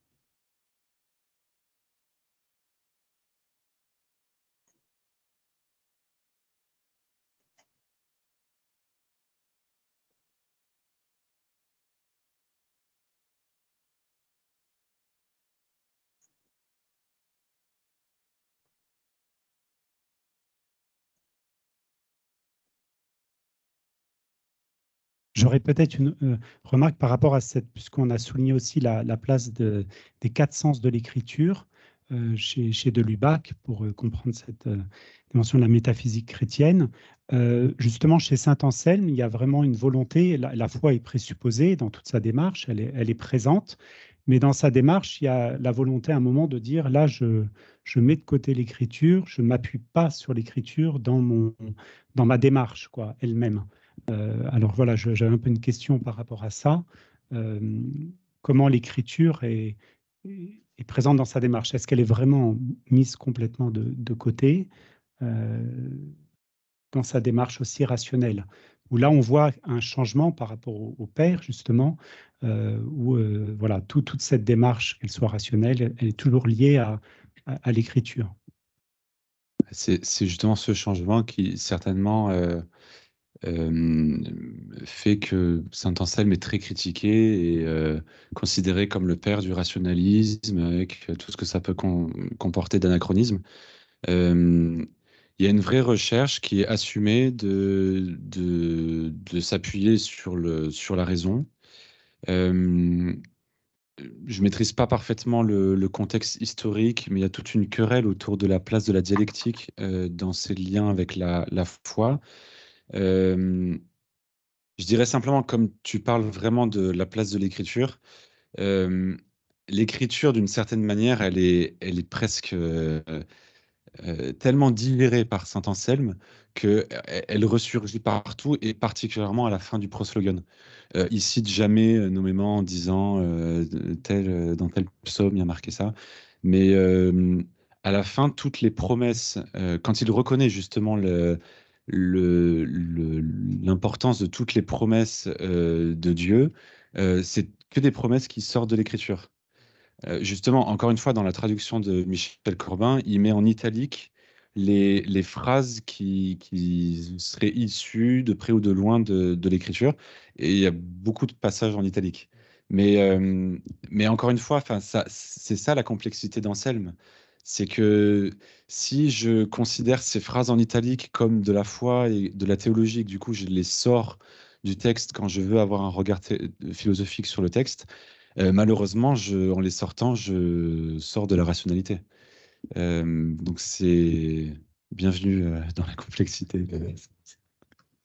Juste quand même pour préciser que l'ouvrage qui est explicitement écrit sans référence à l'autorité de l'écriture, c'est le monologon. Hein. Mais c'est parce que les moines de saint Anselme, les moines du Bec, lui ont demandé. Hein. Alors, c'est évidemment pas pour contester l'autorité de l'écriture, mais ils lui ont demandé s'il pouvait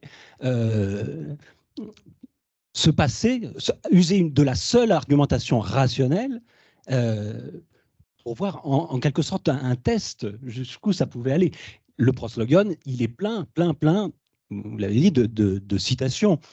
Mais c'est exactement le même procédé que quand on lit les confessions d'Augustin ou des pères, c'est-à-dire que on est en permanence dans une réflexion qui utilise, qui rumine, qui ressort la parole de Dieu.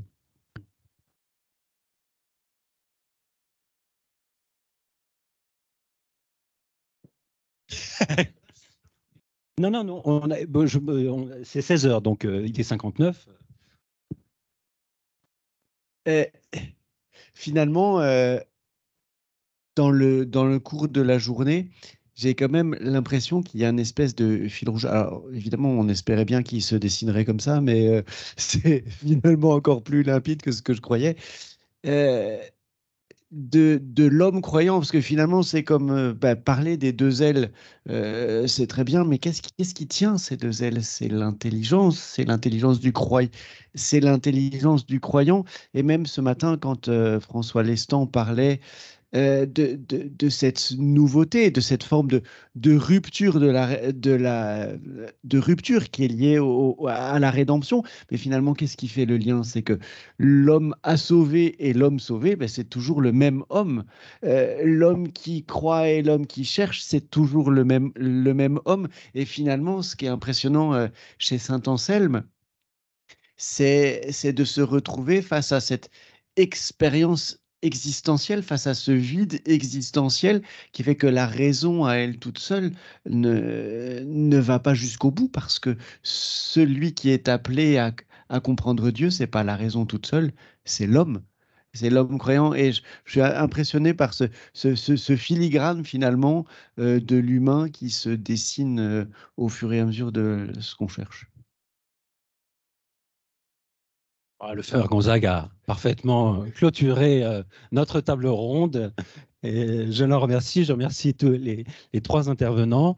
Et puis, on salue le frère Jean Damien, qui doit être, je ne sais pas quelle heure il est il est très tard, 23 heures. Il est 23 heures. Bonne nuit. Hein. Voilà. Et nous faisons une petite pause d'un quart d'heure avant d'écouter Robert Sheyai.